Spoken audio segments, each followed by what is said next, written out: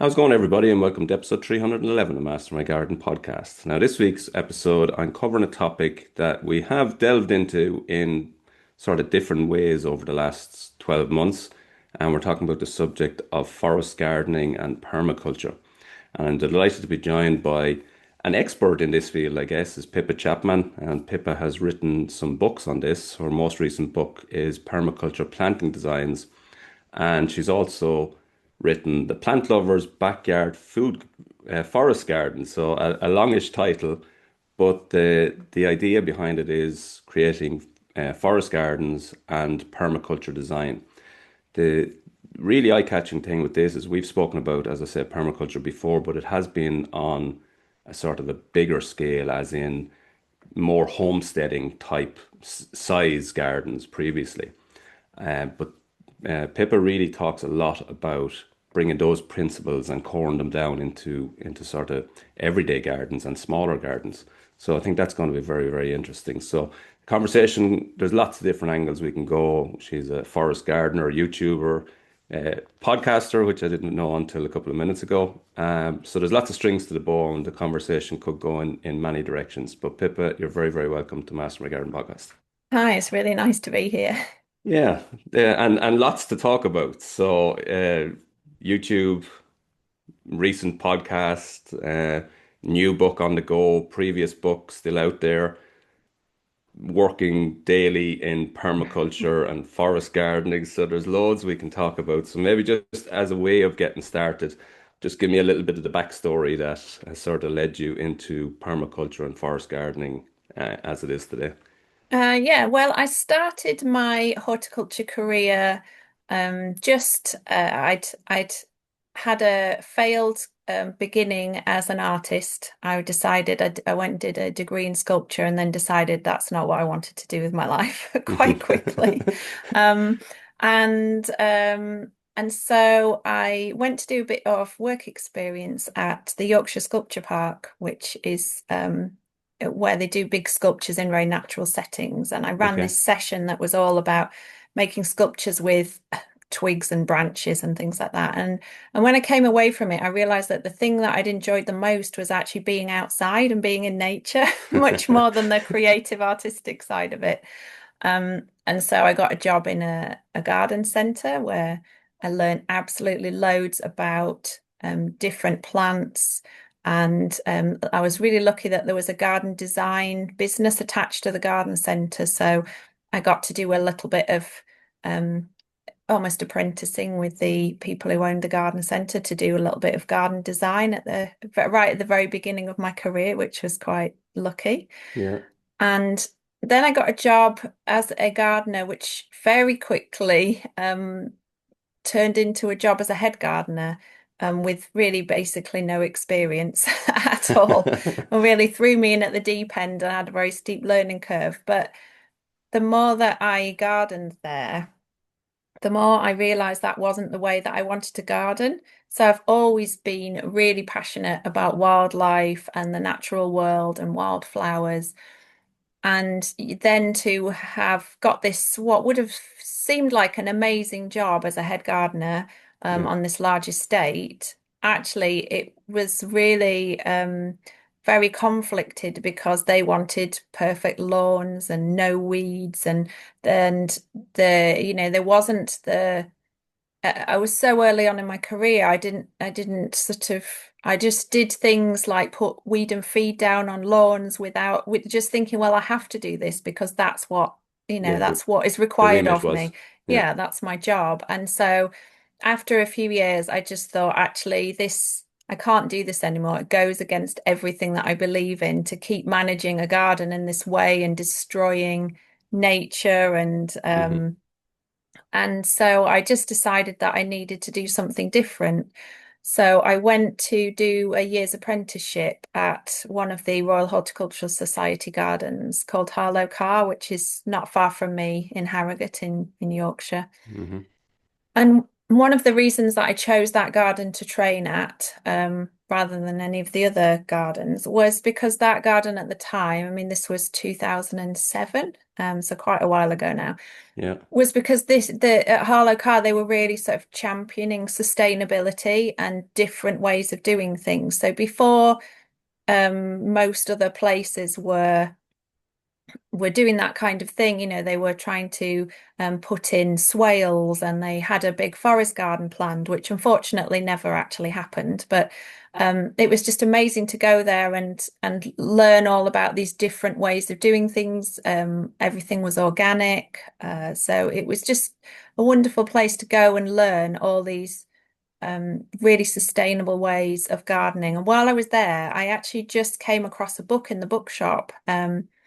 By Graham Bell called The Permaculture Way. And so I just thought, oh, that looks interesting. I haven't heard of yeah, permaculture before. And I just read it and I thought, this is it. This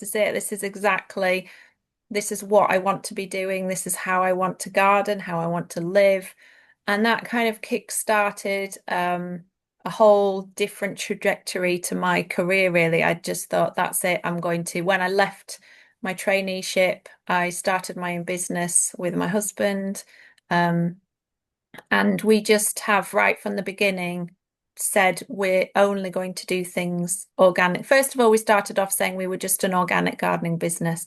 And then over time, as we had got enough clients who wanted organic gardening, we said, actually, we're a permaculture gardening business. And yeah. now it's kind of niched down even more to actually we specialize in food forests. So yeah, it's And been an interesting journey. yeah, for sure. And how just in terms of your business now, how does how do you promote that? You're promoting yourselves now as permaculture gardeners. So if somebody takes, employs you guys to look after their garden, and you mentioned beforehand that you're looking after some gardens and they are on board with the approach, has that been a difficult sort of from because it's not common. It's certainly not common Yeah. here, and I doubt it was common at that time in the UK that, someone comes in and manages your garden in this way. Mm. Um, Well, I have to say, when we started and we said, we were marketing ourselves, must have been around 2009, 2010. We are an organic gardening yeah, business and we only do organic gardening. It was amazing actually how quickly yeah, our books you filled found up, and people. we were full. And actually, people were coming to us saying, well, if you're full, do you know any other organic gardeners? Because that's what we really passionately want for our garden. Yeah, And so actually we found that people would seek us out rather than us going along and saying, oh, actually, can we convince you that we were going to, do um organic gardening, we're going to practice permaculture, how do you feel about that? People were coming to us going, oh wow, I can't believe we found a gardener who who yeah, believes in the same things as us and will look after these gardens.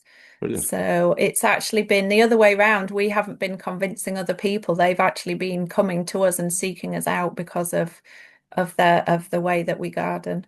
Yeah, brilliant. So the desire was there among, general homeowners to sort of garden or to have their gardens maintained in this way. Yeah, and businesses as well, actually. It was I can't think how many years ago now. It must be 7 or 8 years ago. I was supplying, we used to have a small nursery, and I was selling some plants to a gardener who was looking after the garden at the Ecology Building Society, which is just down the road. Hmm. And while he was here buying some plants, he said, oh, I don't suppose you know any permaculture gardeners who would want to take on the maintenance, because he was moving away from the area. And I said, oh, I'll come and have a look.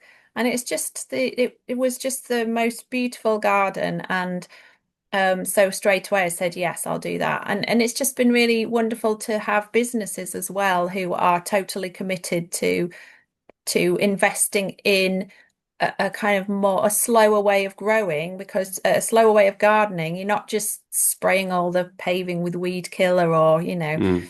mowing a load of grass, to have businesses as well that are investing in that. And then we had another business just round the corner because it's just on the edge of an industrial estate, and sort of walked past and said, "Oh, actually, we own an orthodontist round the corner. Could you come and do us a small food forest? You know, we'd really like something like that as well." So I think both private, homeowners, but also businesses are really starting to see the value in investing in this way of gardening. Yeah, and so we'll move off this because I know this wasn't really what we were kind of saying we were going to talk about, but just in relation to, so like typically, if especially when it comes to industrial buildings or industrial maintenance and so on, you're coming in and as you said, you're clearing the weeds, you're mowing the grass. Um, how does it work in your scenario? So say there is an area that, there's a driveway or whatever it is, or a parking lot that has weeds in it. What's the process? How do you because that tends to be within industrial buildings, that tends to be one of the main things. We need this area weed free and Mm. this area looking beautiful and so on. What happens there in that process? Well, I think there's a certain understanding of letting things be a bit wilder. I think Hmm. that's it's sort of a mindset shift Yeah, that actually that some weeds are okay because a lot of the time they're just wildflowers. And yeah, so there's a little bit of a mindset shift, which has been good.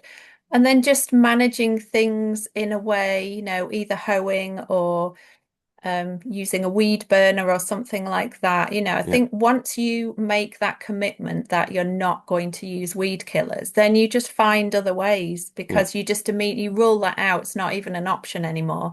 Then you find other ways to manage things. And I suppose every place is different. Every place has its challenges, but I think that's why I like to think of what we do more as development rather than maintenance, because if there's an area that is a big issue, then we make changes. We make yeah, changes so that we can manage it in an yeah, organic and sustainable way. yeah. Very good. So that brings us on to forest gardening, which is obviously a passion of yours. And your latest your latest book is talking about permaculture designs and plans. So maybe we'll start chatting about that. When it comes to gardens, like typically people are in a permaculture garden, they tend to be on a larger scale. You have these zones, and your hens are out in the furthest zone, and so on.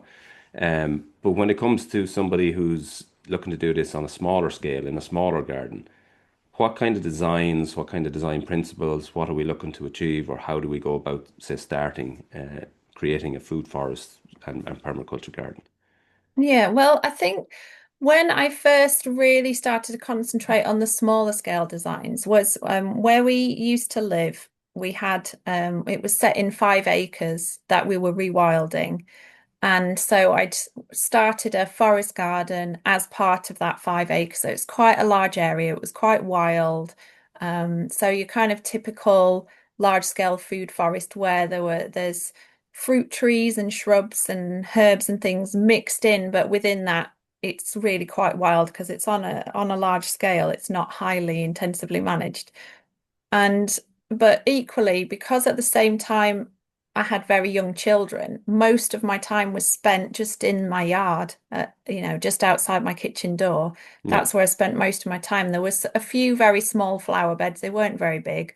Um, but over time, I actually started to turn those into a kind of forest garden as well. So we had espaliered fruit trees with small shrubs and flowers and herbs and perennial vegetables all mixed in together because I wanted it to look beautiful as well because it was right Hmm. outside our house. It was our main house garden. And when we did open days to show people around to do tours, we'd go up the hill. It was quite a steep hill behind our house, up to the wild meadows and the forest garden.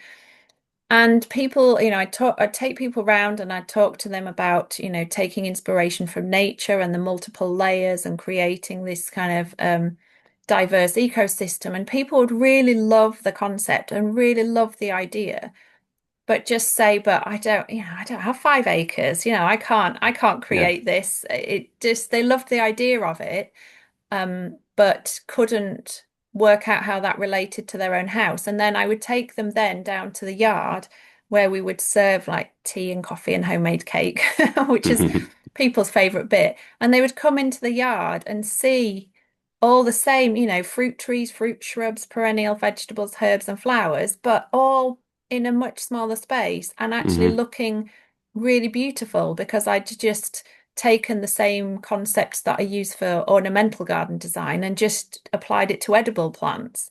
Yeah. And people would sort of say, "Oh God, I could do this. This is what I could do in my garden." And so that's when I really realized that if my mission in life is to help people, is to help more and more forest gardens to happen in the world, that actually by showing people how anyone could do it, even if you've just got one small raised bed, like actually that the amount of small gardens that we have in the UK is absolutely huge compared to the small number of people who own a small holding. Yeah. So I just started to feel really passionate about helping people to see that they could do permaculture, they could do forest gardening, even on a really small scale, and that it can still look really beautiful because of course we want our home gardens to look beautiful because that's why we love gardening, because we love beautiful flowers and so that is how I came to really specialize in doing things on a smaller scale, really. Yeah. I think you've hit the nail on the head there. People know a little bit about forest gardening and permaculture, but it's scaling it back down to a size that works for their garden. Mm. But also, you mentioned there that you use the same principles that you would in ornamental gardening. So I'm presuming you're talking about your layering of the border, bigger plants to the back, mid plants and smaller ones to the front. So maybe we'll chat about a sort of a good design, what types of plants we're talking about in each layer, just so people can sort of visualize it from them for themselves. Yeah, yeah. So um, when I wrote my first book, the Plant Lover's Backyard Forest Garden, that was all about how to kind of scale down forest gardening, how to create your own designs of forest gardens. But then I still had people just saying, can you just tell me what to plant? Can you just can you just give me a plan? And so I then decided that actually I would create this second book, which is permaculture planting design. And it's very much focusing on the planting, because there's so much to permaculture design. There's where you site different things, the zones and all of that. And I wanted Yeah. to really specifically focus on the plants. Hmm. That's my big passion. Um, and so I then created these different themed gardens. So even like when we talk, because quite often, we use the terms food forest and forest garden interchangeably. But actually, I like the term forest gardening because some forest gardens that I design are not focusing on food. So some of them focus on medicine, so medicinal plants, and Yeah. some focus on craft plants such as dye plants or things like that. So I always say, like right at the beginning of the design process, like think about what you You actually want want. to focus on. Do Yeah. you want to create a garden that's full of herbs so that you can drink herbal tea every day? Maybe you've got, I've been through a year of really doing a deep dive into using herbal teas to help heal some chronic illnesses that I've had, and that's been amazing for me. Like the power of a herbal tea, I just never realized before. I've always drunk herbal tea, every now and again because it tastes nice, but to actually use it as medicine to heal myself has been amazing. So I'm now putting a lot more herbs into my forest garden so that I can have herbal teas every day. So, are you looking for a garden that's going to be a healing garden? Are you looking for a garden that's going to provide you with loads of food? Are you looking for a garden that you can grow willow for basket making? Or, so actually think about some of the, Function. what do you really want from your garden first? If it's going to be productive, what do you want it to be producing? And so I had so much fun designing all these different theme designs. So I've got a first aid kit garden where I learnt about things like yarrow. Yeah. That it's one of its common names is carpenter's weed.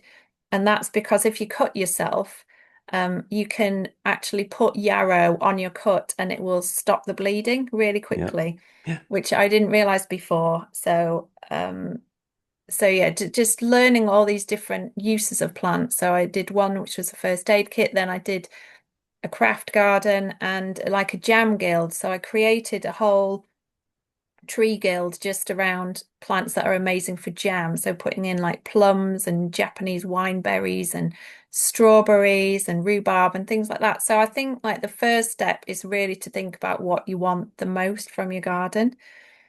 And then just really simple things like once you've worked out what plants you want, then working out where they're going to go in your garden in terms of shade and plants that like shade can go nearer the trees, plants that like sun need to be a bit further away. And I know that sounds really obvious, but and I've done this myself where you see something in a garden centre and you just think, oh, I really want that plant.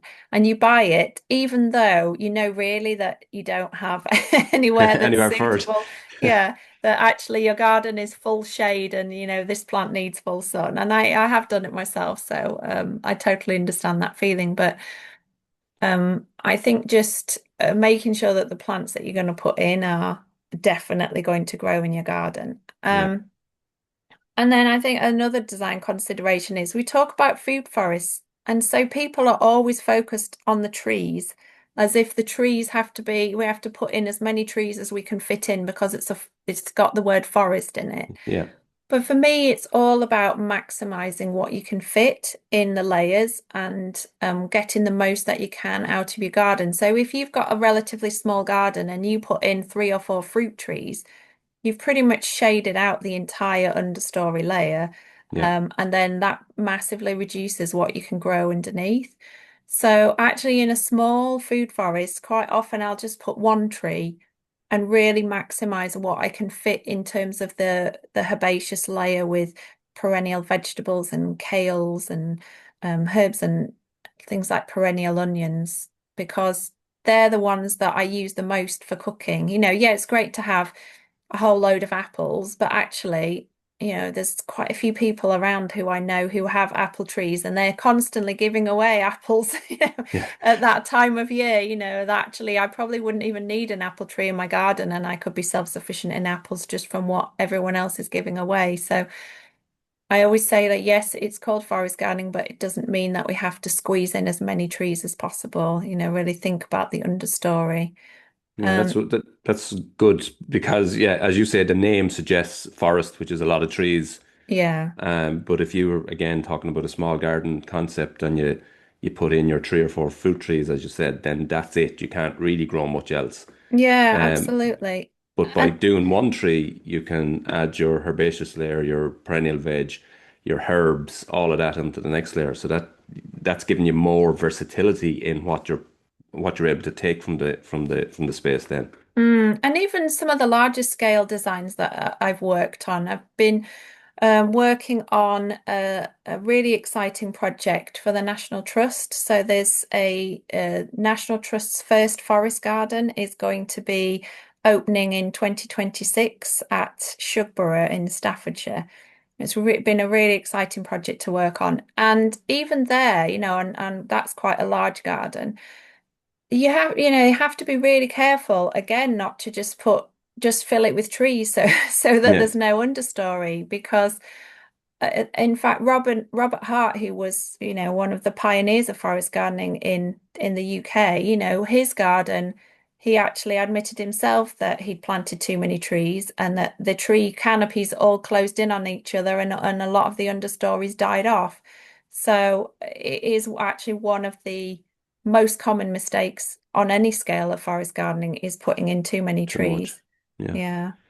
In terms, so you mentioned, your tree and then your understory of, perennial veg, herbs, smaller fruit bushes and so on.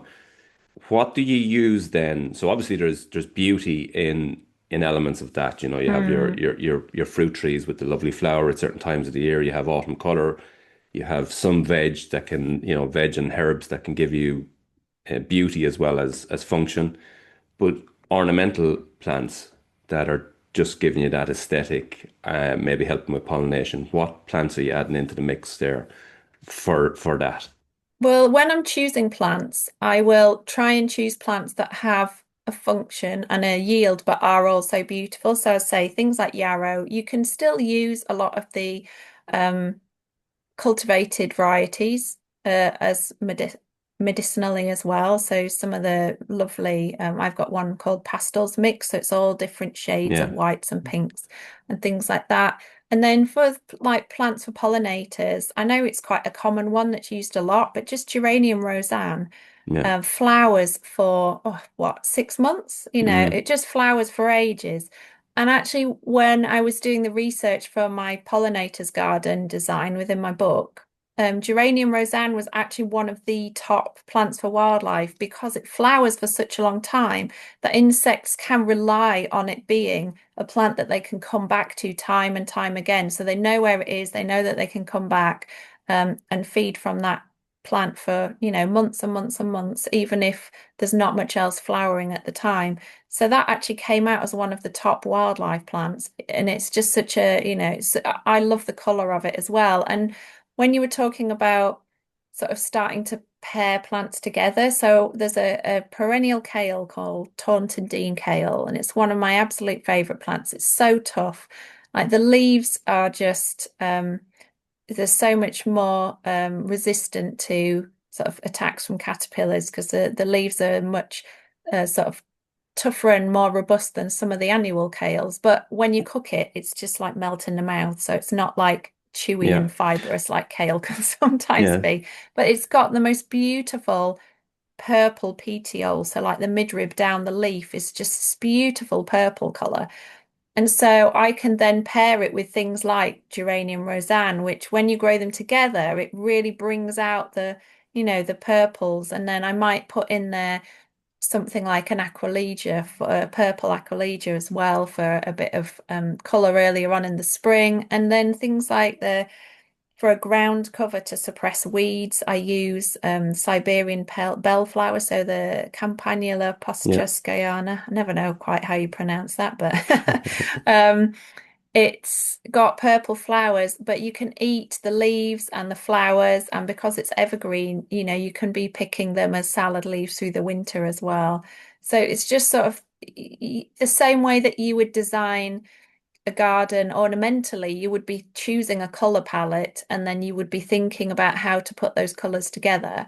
And then also thinking about that seasonal interest. So a lot of people, when they talk about forest gardening, you're concentrating on the layers, on the stacking, and not necessarily thinking, well, actually, maybe it'd be good to have some snowdrops for some pollinators in the spring, and then having some plants all year round, and having mahonia for winter pollinators as well, and actually stacking the kind of colours and interest and plants for pollinators as well through the year is just as important for me. So that's one of the things that I do for every single design is try and get a plant that is flowering every month of the year in every garden that I do. Um, That's a nice concept. So yeah, and it's possible, of course, to have yeah. plants. Yeah, and then you're having interest across all seasons. You're having, Mm, and when it comes to having, because sometimes if forest garden, it can look, if you haven't put the right planning process into it, it can be a forest that is productive in certain months, but by mm. way of beauty, there's a lot of months where it's just trees. Yes. So Yeah. And I think there's so many forest gardens, and where you look in the middle of summer and it's just a mass of green, like you yeah, can't pick anything out because everything's just green leaves, yeah, which is yeah, fine. There's nothing wrong with that, but just adding in a bit of interest. So instead of having a normal elder, have a black-leaved elder just to make that pop out a bit more, or a purple-leaved hazel, or, just thinking about choosing elements that are a bit more interesting. I have to say that before I got into um food forests design, I'd never really been a big fan of variegated leaves. I always just found them a bit. just wasn't my thing at all. Whereas Yeah. the more I got into forest gardening, I was actually like, wow, a variegated leaf just to add something a bit different that's not just another green leaf.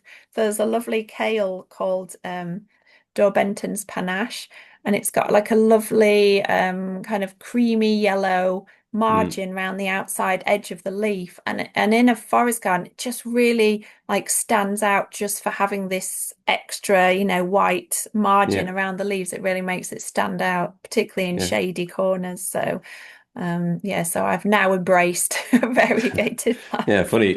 Now that you mention it, variegated leaves generally is something that I don't like either. I Yeah. always think they are look artificial, Yes. which obviously they're not. But I just find some of them are so, yeah, they just look really plasticky to me. Yeah. Yeah. So I don't love them either.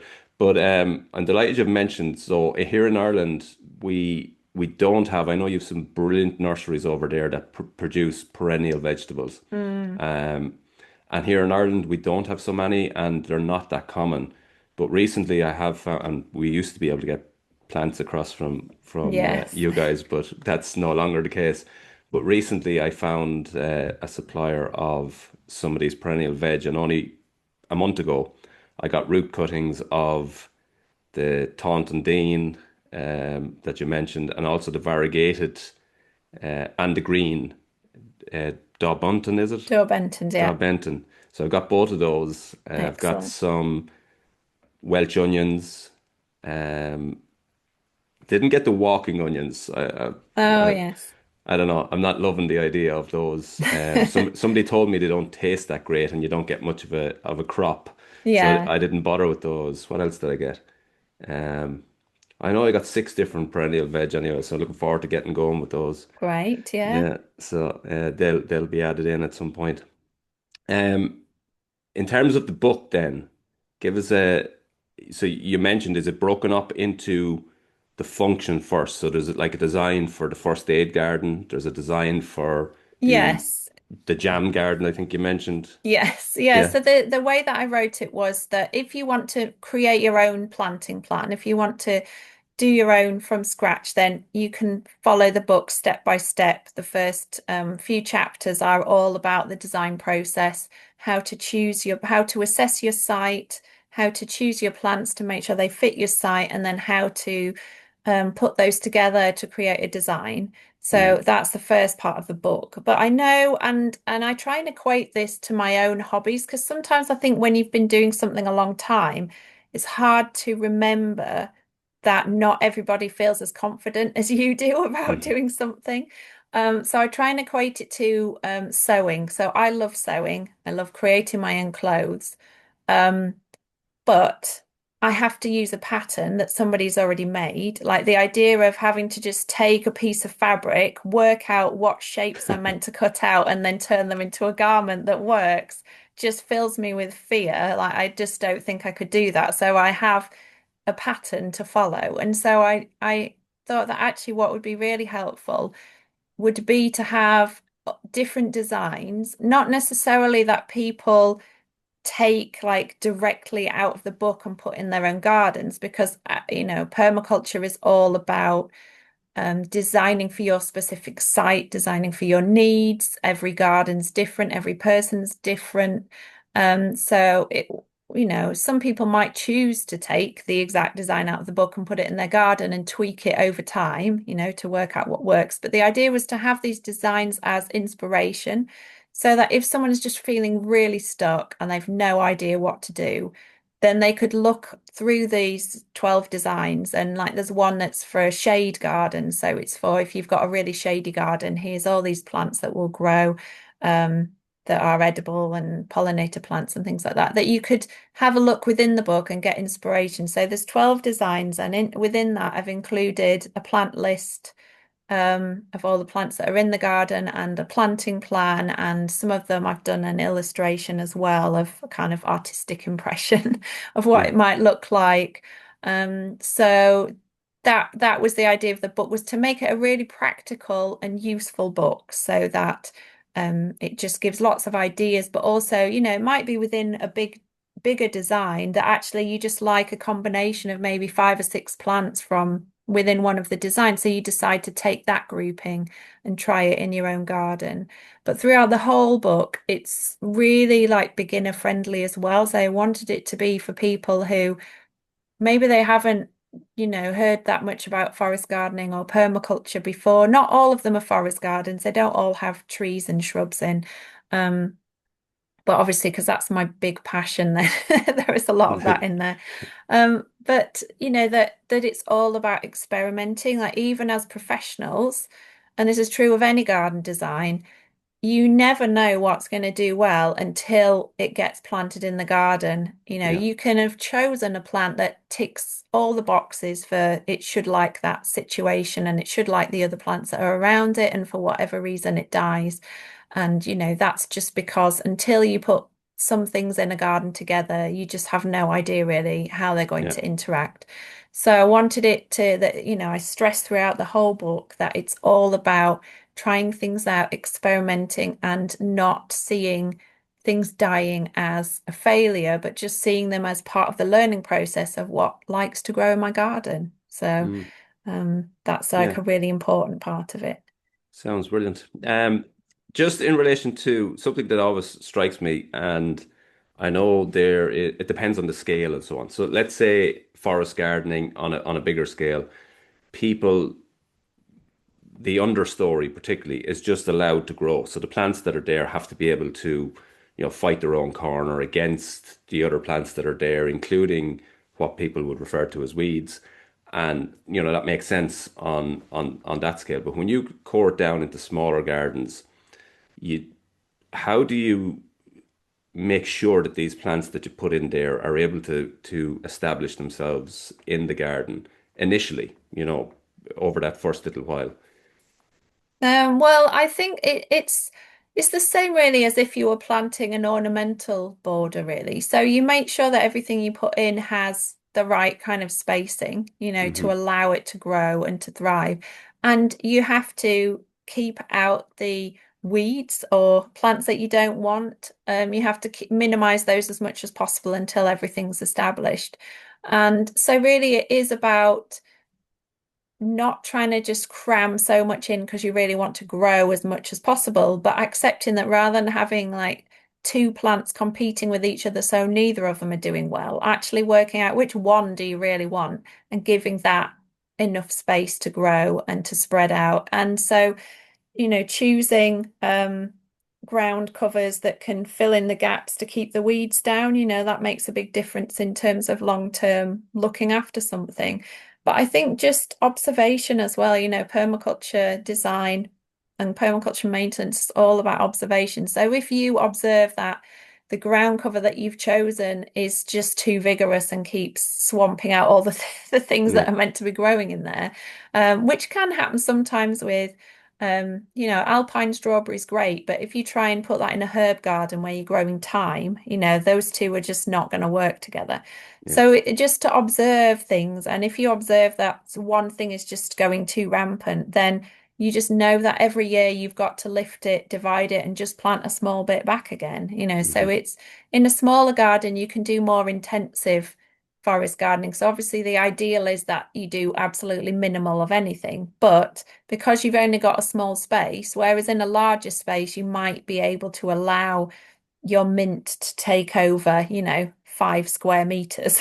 If you've Yeah. only got 5 square meters in your garden, you don't want that to happen. So Yeah. Yeah. you can, you interact with it a bit more Yeah. than you would on a large scale, and that's fine. Yeah. Um, to sort of change directions a little bit, your YouTube channel is all about education as well. I didn't realize you ran courses until you started talking about them, but maybe tell us a little bit about the YouTube channel and what happens there. Yeah, well, I think when we lived at our previous property, so we went from 5 acres down to a back garden. I can't have like tours and groups, and I can't run courses from home anymore. But I just really love sharing what I'm doing with other people because I just feel like I've learned so much on my permaculture and food forest journey of learning that I just want to share that with other people who might be starting theirs and looking for more information.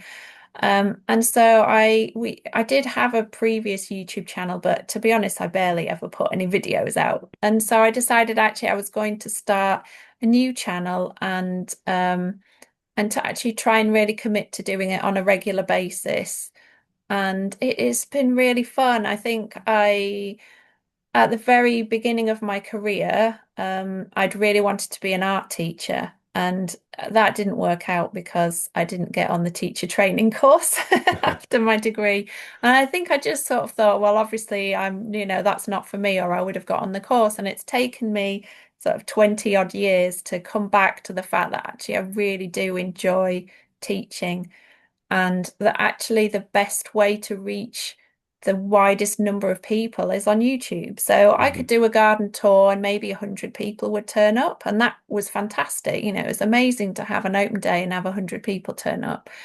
But if I can put a video out, obviously some people make YouTube videos and are wanting 1 million views. That's not the scale that I'm aiming for. I've done videos that on average have reached around 1,000 people. And Yeah. you just think, well, that's amazing. That's like having 10 open days. Yeah. But I'm just doing one short video and people from all over the world can watch it. So that's been really brilliant. And just to, as you said at the beginning, a lot of the focus of forest gardening is about people feeling like they need to buy a piece of land or have a small holding or it's not for them. And I just really wanted to start this channel to show that you can do it in a really small space. You can do it in a normal sized garden. Yeah. Yeah. Yeah, because I think that's definitely the biggest challenge, and I know from listeners' questions and messages that people have when we cover something like this, um, we understand what you're saying about the zones and all this, but how do we bring that back into into a smaller space? And yeah, Mm. this is certainly the area that you have honed in on, which is great. Um, you mentioned as well, which I didn't know, that you've sort of recently enough started a podcast with your friend. Oh, yes. So tell us a little bit about that. Yeah, so my friend Zoe, it was actually, I did mention that one of my other big passions is sewing. And Zoe does this amazing podcast all about sustainable sewing because I don't just practice permaculture in gardening, I practice it in every area of my life. So I committed, must be 10 plus years ago, no, 15 plus years ago, not to buy any new clothes anymore. Right. I started that I started for 12 months, but it's gone on for years and years anyway. But she does this podcast all about sustainable sewing, and I got in touch with her just to say, I've loved this podcast so much, and I'd like to offer you like a garden consultation, just as a like a pay it forward to say thank you for you Yeah. making this podcast.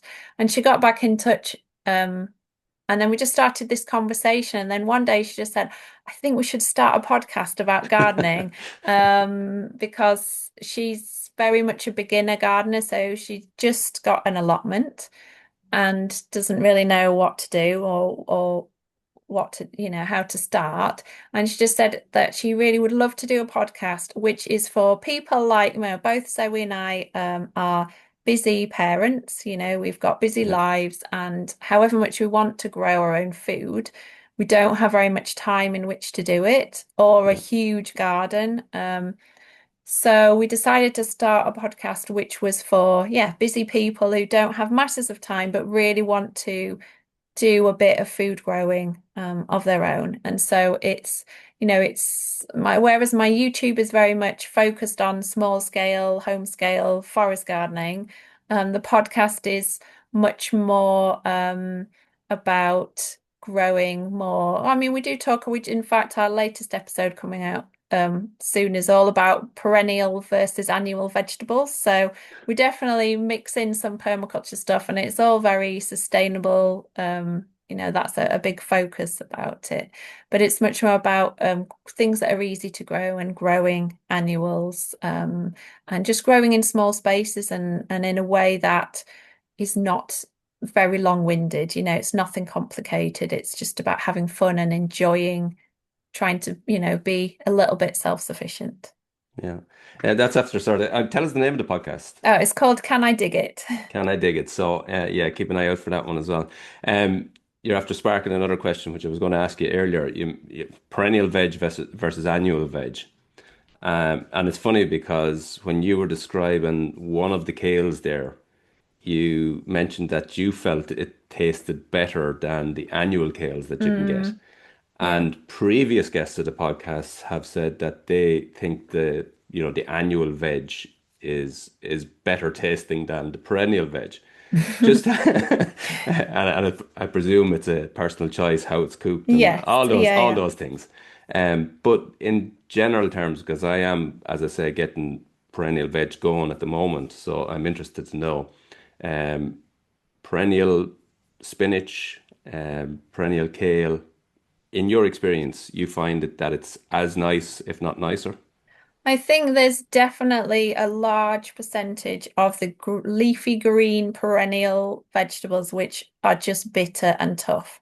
And I'm always honest about that. And in my book, I very much lean towards how to grow things that taste nice in a Yeah, layered food forest way rather than how to grow really obscure vegetables that taste really horrible. yeah, Um, and so, yeah, things like Good King Henry, they're okay, but they're not, I wouldn't say they're the tastiest thing. If I'm wanting something to replace a spinach, I would rather go with a Caucasian spinach. So that's a climbing perennial spinach called Hablitzia tamnoides.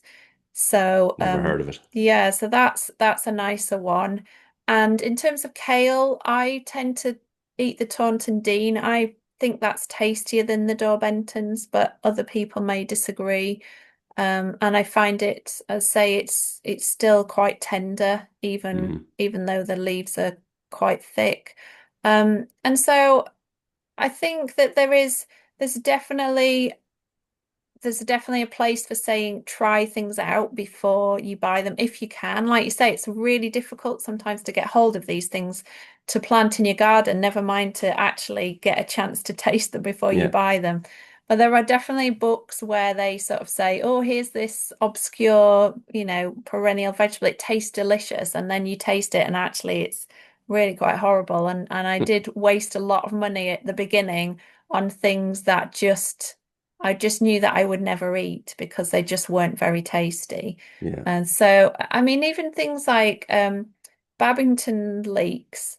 So I don't know if you've heard of those. So that's a perennial leek. yeah. And I have to check, but I think that's one of the veg that I did get. So I've got six Yeah. perennial veg. Yeah. So Um, it's not that it's not nice, but it doesn't taste really like a leek. It's much more kind of pungent and garlic right. flavored than a Okay. leek.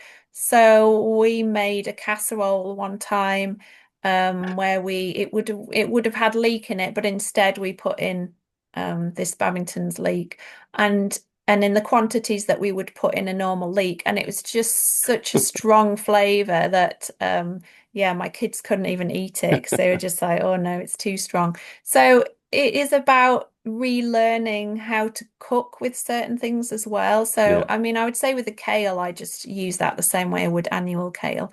But definitely some of the kind of more spinach type things or some of the onions. I really love the everlasting onion.